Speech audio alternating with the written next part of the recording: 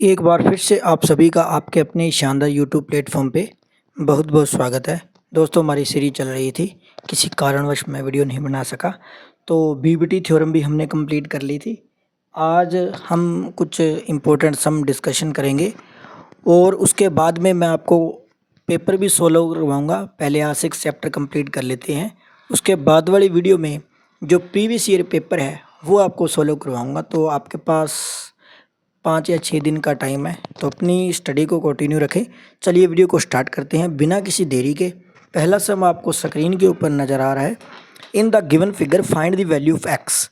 इस फिगर के अंदर हमने एक्स की वैल्यू को फाइंड आउट करना है, ठीक है। अब फिगर के अंदर यहाँ पे एक्स की वैल्यू दे रखी है, ठीक है। यहाँ पे इस एक्स की वैल्यू को हमने फाइंड आउट करना है। तो सबसे पहले चैप्टर नंबर 6 बीबीटी थ्योरम आपको आनी चाहिए, क्योंकि बीबीटी थ्योरम के बिना आप इस चैप्टर को नहीं कर सकते। और दूसरा, आपको सिमिलैरिटी आनी चाहिए। बस ये 2 ही टॉपिक है, इन दोनों टॉपिकों से क्वेश्चन आएगा। तो सबसे पहले देखो, हमारे पास जो ट्रायंगल नज़र आ रहा है BAC, और दूसरा ट्रायंगल जो हमारे पास है AD और C, इनको हमने सिमिलर प्रूफ करना है। देखो सिमिलर है, देखो BAC और ADC को सिमिलर मतलब एक जैसे प्रूव करना है। तो सबसे पहले देखो, जो यहाँ पे हमारे पास एंगल जो है BAC 90 डिग्री का है और ADC 90 डिग्री का, मतलब angle BAC is equal to ADC 90 degree का हो गया। क्लियर। दूसरा, इसके अंदर हम लिखेंगे एंगल C जो है वो दोनों का कॉमन एंगल है, जो BAC के अंदर भी आ रहा है और ACD के अंदर भी आ रहा है। तो इसका मतलब ये है कि जो हमारे पास ट्रायंगल BAC है, ट्रायंगल BAC है वो सिमिलर किसके है, ट्रायंगल ADC के। और कौन सी प्रॉपर्टी से, AA सिमिलैरिटी रूल, ठीक है। मतलब एंगल BAC भी 90 डिग्री का है और ADC 90 डिग्री का, एंगल C कॉमन है तो ADC वो क्या प्रूफ होगा, AA से सिमिलैरिटी प्रूफ हो गया। और जब कोई 2 ट्रायंगल सिमिलर हो तो उसके कोरस्पॉन्डिंग साइड इक्वल होती है। तो BC यहाँ से स्टार्ट कर देते हैं, BC, और इसकी कोरस्पॉन्डिंग साइड कौन सी है, BC अपॉन में AC। मतलब ये ट्रायंगल ले रहे हैं हम पूरा, तो ये हाइपोटेन्यूस हो जाएगा, तो इधर से इसका हाइपोटेन्यूस ये है AC। क्लियर। और इज इक्वल टू में AC और अपॉन में DC। क्लियर। ये तीनों साइड आप कोई भी लिख देना, लेकिन जब हमें जो चाहिए हमने वही लिखनी है, ठीक है। तो वैल्यू पुट कर दो। BC की जो वैल्यू है वो 16 है, AC की वैल्यू x है, AC की वैल्यू x है, और D से लेकर C की वैल्यू 4 है। तो क्रॉस मल्टीप्लाई करी x के इज इक्वल टू 64 आ गया। तो x की वैल्यू क्या आ गई, 8। 64 जो होता है वो 8 का रूट होता है, तो x की वैल्यू हमारे पास क्या आ चुकी है, 8 आ चुकी है। उम्मीद करते हैं कि क्वेश्चन समझ आ गया होगा। क्लियर। चलिए आगे चलते हैं इंपॉर्टेंट सम की तरफ। ये 1 या 2 मार्क्स वाले क्वेश्चन करवा रहा हूँ, फिर हम 3 मार्क्स वाले भी करेंगे। इंपॉर्टेंट क्वेश्चन है, भी ऐसा नहीं है एग्जाम में नहीं मिलेंगे, मोस्ट इंपॉर्टेंट क्वेश्चन है, तो वीडियो को लास्ट तक जरूर देखें। तो चलिए नेक्स्ट सम के से शुरुआत करते हैं। नेक्स्ट सम में हमारे पास क्या है, नेक्स्ट सम में हमारे पास देखो ABC जो है वो PQR के सिमिलर दे रखे हैं अभी, और AB की वैल्यू PQ की वैल्यू दे रखी है। पैरामीटर ट्रायंगल ABC का दे रखा है, ट्रायंगल PQR का पैरामीटर फाइंड आउट करना है, ठीक है। तो सबसे पहले हमारे पास फॉर्मूला क्या होता है, हमारे पास फॉर्मूला होता है parameter of triangle PQR upon में पैरामीटर ऑफ ट्रायंगल ABC। वो कोई भी साइड ले सको, AB PQ QR और PR, AB BC और AC। हमने PQ और AB क्यों ली, क्योंकि AB और PQ दे रखी है, तो इसलिए हमने इस साइड को ले लिया। तो PQR का पैरामीटर फाइंड आउट करना है, तो इसको यहीं पे रख लेते हैं, पैरामीटर ट्रायंगल PQR, और अपॉन में पैरामीटर ट्रायंगल ABC का कितना दिया हुआ है, पैरामीटर ट्रायंगल ABC का 60 दिया हुआ है, इजिकल टू PQ की वैल्यू कितनी दे रखी है, पी के की वैल्यू 10.4 दे रखी, एक बार मैंने पॉइंट नहीं लगाया, और ए बी की वैल्यू क्या है 6.5, तो इसका मतलब दोनों से पॉइंट कैंसिल आउट हो गया, मैंने इसको डायरेक्ट लिख दिया। ठीक है, अब क्रॉस मल्टीप्लाई कर दो, 60 को इधर भेज दो और आपके पास आंसर आ जाएगा। Parameter of triangle P Q R is equal to, अब 60 उस तरफ मल्टीप्लाई में चला जाएगा तो क्या हो जाएगा 60 मल्टीप्लाई 104 अपॉन में 65। अब इसको करना है सॉल्व, हमारे पास आंसर आ जाएगा।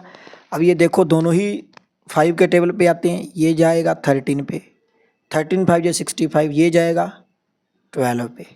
क्लियर, और ये 13 के टेबल पे आता है 8 पे, और ये आ गया 96 सेंटीमीटर।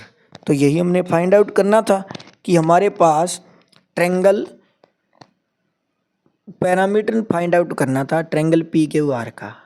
ठीक है, तो हमारे पास ट्रायंगल का पी क्यू आर का पैरामीटर क्या आ चुका है 96 सेंटीमीटर। उम्मीद करते हैं समझ आ गया होगा। कोई भी प्रकार का डाउट है तो कमेंट सेक्शन में ज़रूर बताना है आपको। चलिए नेक्स्ट सम है,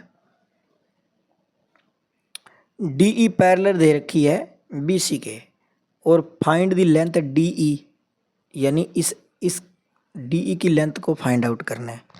जब ऐसा क्वेश्चन आपके पास आ जाए तो समझ लेना कि बीबीटी थ्योरम का यूज़ होगा। ठीक है, तो जब डी ई पैरेलल है बी सी के, और मैं पूरी स्टेटमेंट एक बार आपको बता देता हूँ, D and E are respectively the point on the side A B and A C of triangle A B C such that A D 2 centimetre, B D 3 centimetre, B C 7.5 centimetre, B E parallel B C and find the length of D D. तो देखो ए B सी सबसे पहले triangle, यहाँ पे दोनों ट्रायंगलों को लेकर चलेंगे, ए बी सी को और ए डी को, दोनों सिमिलर है, एंगल ए कॉमन है। ठीक है, बी एंगल जो है वो डी के इक्वल है, कोरस्पॉन्डिंग एंगल ई सी के इक्वल है, ए कॉमन आ रहा है, तो ये जो ट्रायंगल है हमारे पास क्या है सिमिलर है, तो ए सिमिलर है तो इसका मतलब बीबीटी थ्योरम लगा देंगे। तो ए डी और अपॉन में total value A B equal to D E और अपॉन में बी सी। ये कब करना है, जब आपको इस बीच वाली सेंटर की वैल्यू दे रखी है, ये टोटल वैल्यू लेके चलनी पड़ेगी आपको, 2 के अपॉन में टोटल वैल्यू। ठीक है, अब वैल्यू पुट कर दो, ए डी की वैल्यू हमारे पास 2 है, अब ए बी 2 + 3 कितना हो जाएगा 5, डी ई हमें एक्स दे रखा है और बी सी 7.5 दे रखा है। करो क्रॉस मल्टीप्लाई, 7.5 को 2 से मल्टीप्लाई करेंगे तो कितना बन जाएगा 15 बन जाएगा। ठीक है, और ये नीचे कितना है 5 और इजिकल टू क्या है x, तो x की वैल्यू हमारे पास क्या आ चुकी है, इसको कैंसिल आउट करेंगे 3 पे, तो x की वैल्यू क्या आ चुकी है हमारे पास 3 आ चुकी है। उम्मीद करते हैं कि क्वेश्चन समझ आ गया होगा। कोई भी प्रकार का डाउट हो तो ज़रूर बताना है। चलिए नेक्स्ट सम की तरफ चलते हैं। x की वैल्यू क्या आ गई 3 आ गई। नेक्स्ट क्वेश्चन है हमारे पास, ए vertical pole of length 12 meter cast a shadow 8 meter long on the ground and at same time a tower cast a shadow 40 meter long on the ground। देखो भी एक vertical पोल है, जैसे मैंने दोनों डायग्राम इकट्ठी बना लिए, देखो ये वर्टिकल पोल है जो 12 मीटर का है, उसकी शेडो जो है नीचे वो 8 मीटर की शेडो है। क्लियर हो गया, 8 metre long on the ground at same time, उसी time a tower cast a shadow, जो बिल्कुल इसके बगल में एक टावर है। ठीक है, उसकी जो शैडो है वो 40 मीटर लॉन्ग है, यानी ये 40 बी से लेकर सी 40 मीटर लॉन्ग है on the ground. Find the height of the tower, मतलब हमने ए बी जो टावर है इसकी हाइट को फाइंड आउट करना है। क्लियर हो गया, तो D E B the pole of length 12 metre and D C its shadow of length 8 metre, the let the height of tower h metre. ये लेट कर लिया। अब हम लेकर चलेंगे, देखो ए बी और सी और ई डी सी ट्रायंगल को, ई डी और सी ट्रायंगल को। ठीक है, अब हमें देखो पोल के बीच में जो एंगल बन रहा है और टावर के बीच में, ये आपको पता है वर्टिकली एंगल होता है और ये 90 डिग्री का होता है। क्लियर, तो इनके बीच में जो एंगल हमारे पास नज़र आ रहा है वो एंगल जो है वो 90 डिग्री का है। क्लियर। तो सबसे पहले हम इन ट्रायंगल को सिमिलर प्रूफ करके चलेंगे। ठीक है, तो शॉर्ट लैंग्वेज में ही लिख देते हैं इसको, angle B is equal to angle D. ठीक है, एंगल ये ईच 90 डिग्री का। क्लियर, मतलब पोल के बीच में और टावर के बीच में 90 डिग्री का एंगल होता है। क्लियर, लिखना चाहते हो तो लिख देना B angle elevation of pole and tower is same, दोनों में सेम एंगल 90 डिग्री का है। ठीक है, और एंगल हमारे पास ये देखो, ये वाला एंगल जो कॉमन है, मान के चलो ये थीटा है, ये कॉमन दोनों के अंदर आ रहा है, तो एंगल सी जो है वो एंगल सी के इक्वल है, कॉमन एंगल है, या गिवन लिख दो, सेम टाइम में है। ठीक है, तो इसका मतलब जो हमारे पास ट्रायंगल ए बी सी है वो सिमिलर किसके हो गया, ट्रायंगल ई डी सी के। और रूल कौन सा लगेगा, ए सिमिलैरिटी रूल। क्लियर। अब जब ये दोनों हमारे पास सिमिलर प्रूफ हो गए तो हम इधर से इसको लिख देंगे बीबीटी थ्योरम लगाकर या सिमिलैरिटी रूल लगाकर, ए बी और अपोन में क्या है इधर से D E is equal to B C और अपोन में क्या है डी सी। क्लियर हो गया। ठीक है, अब ए बी की वैल्यू क्या है हमारे पास एच, और डी ई की वैल्यू क्या है हमारे पास 8।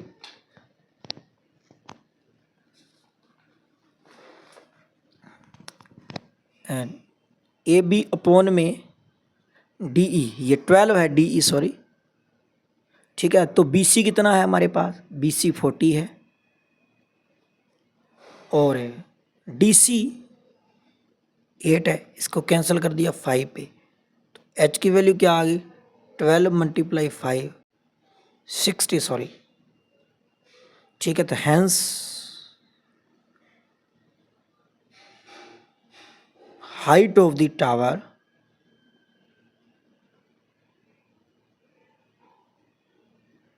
Is 60 metre. क्लियर, उम्मीद करते हैं समझ आ गया होगा, इंपॉर्टेंट क्वेश्चन है। ठीक है, चलिए नेक्स्ट सम की तरफ चलते हैं। नेक्स्ट क्वेश्चन है, इसमें मैं आपको थोड़ा सा इसमें से ही बता देता हूँ। नेक्स्ट क्वेश्चन क्या है इसमें, in the given figure A B D is a triangle in which a triangle A B D A B is equal to 90 degree and A C perpendicular to B D, prove that A C square is equal to A C B C multiply D C. ये हमारे पास एक triangle है जिसके अंदर A B और D जो है वो एक ट्रायंगल दे रखा है, जिसके अंदर एंगल जो डी ए बी है, डी ए बी पूरा एंगल 90 का है, ए सी परपेंडिकुलर है इसके ऊपर डी बी के, और ए सी का square B C into D C के इक्वल प्रूफ करना है। ठीक है, तो सबसे पहले यदि हम ए बी डी ट्रायंगल की बात करें, ए बी और डी ट्रायंगल की बात करें, ठीक है, यदि हम इसको एंगल 1 लेट कर ले, इसको एंगल 2 लेट कर ले, ठीक है, इसको 3 लेट कर लेते हैं और इसको 4 लेट कर लेते हैं। ठीक है, ये भी 90 डिग्री का है। अब ध्यान से देखो, एंगल ए बी डी के अंदर, ए बी और डी के अंदर पूरा बड़े एंगल की बात कर रहा हूँ मैं, इसके अंदर ए एंगल तो हमें पहले से ही 90 डिग्री दे रखा है, जो पूरा एंगल है। ठीक है, मतलब अगर एंगल ए की बात करें तो किन को मिलाने से बनता है 1 और 3 को, तो मैंने 1 और 3 को 90 डिग्री लिख दिया। क्लियर होगी, कोई प्रॉब्लम नहीं है। अब ए सी बी की बात करें, ए सी बी के अंदर ये पूरा सी जो एंगल है वो 90 डिग्री है, तो ये 90 है, तो बाकी दोनों का जोड़ भी 90 के इक्वल हो जाएगा। तो एंगल 1 और एंगल 2 इन दोनों का जोड़ भी किसके इक्वल आ जाएगा, 90 के इक्वल आ जाएगा। क्लियर होगी। और अब ए सी डी की बात कर लेते हैं, ए सी और डी की बात कर लेते हैं, ए सी और डी। ए सी डी के अंदर ये इधर वाला 90 का है क्योंकि पूरा ही 90 का है, तो ये 90 का है, तो 3 और 4 दोनों का जोड़ किसके इक्वल हो जाएगा, 90 के इक्वल हो जाएगा। ये भी 90, ये भी 90, ये भी 90। इन तीनों कंडीशनों से हमें एक बात पता चल गई कि एंगल 1 प्लस एंगल 3 वो इज इक्वल टू किसके है, एंगल 1 प्लस एंगल 2 के, और इज इक्वल टू किसके, एंगल 3 प्लस एंगल 4 के। क्योंकि 1, 2 और तीनों का जोड़ जो है वो तीनों ही 90 के इक्वल है। क्लियर? चलो मैं यहाँ से आपको बता देता हूँ। जैसे ये देखो,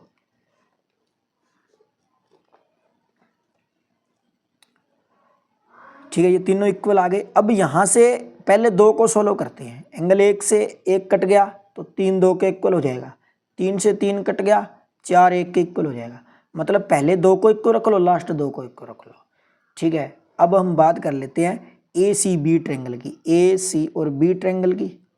ठीक है, और दूसरा डी सी और ए ट्रायंगल की। अब हमें इनको सिमिलर प्रूफ करना पड़ेगा, तभी जाकर हमारा क्वेश्चन प्रूफ होगा। एंगल ए 4 के इक्वल है, ऊपर प्रूफ कर दिया, 2 3 के इक्वल है, सिमिलैरिटी प्रूफ होगी। कौन से क्राइटेरिया से हुई है, ए सिमिलैरिटी क्राइटेरिया से। अगर ये सिमिलर है तो ए सी जो है वो D C, A C upon में बी सी और equal to D C upon में ए सी। ये कैसे लिखा मैंने, ये सिमिलैरिटी रूल होता है। जब कोई भी 2 ट्रायंगल सिमिलर हो तो हम उनको रेशो के प्रोपोर्शनल लिख सकते हैं। ठीक है, मतलब अब आप कहोगे कि एसी के अपॉन में डीसी क्यों नहीं लगाया, लगा सकते हैं भी। ये डीसी इधर आ जाएगा, बीसी उधर चले जाएगा, एक ही बात है। ठीक है ना, ये मत सोचना कि एसी के अपॉन में बीसी कैसे लगा दिया। ठीक है ना, अगर हमने एसी के अपॉन में इस बीसी को लगा दिया ना तो इधर से फिर डीसी के अपॉन में भी इधर वाला एसी ही आएगा। ये मत सोचना, कन्फ्यूजन मत हो जाना। ठीक है, क्रॉस मल्टीप्लाई कर दो, एसी का स्क्वायर जो है वो बीसी इंटू डीसी के इक्वल आ चुका है। ठीक है, उम्मीद करते हैं कि क्वेश्चन समझ आ गया होगा। कोई भी डाउट हो तो कमेंट सेक्शन में आपने ज़रूर बताना है।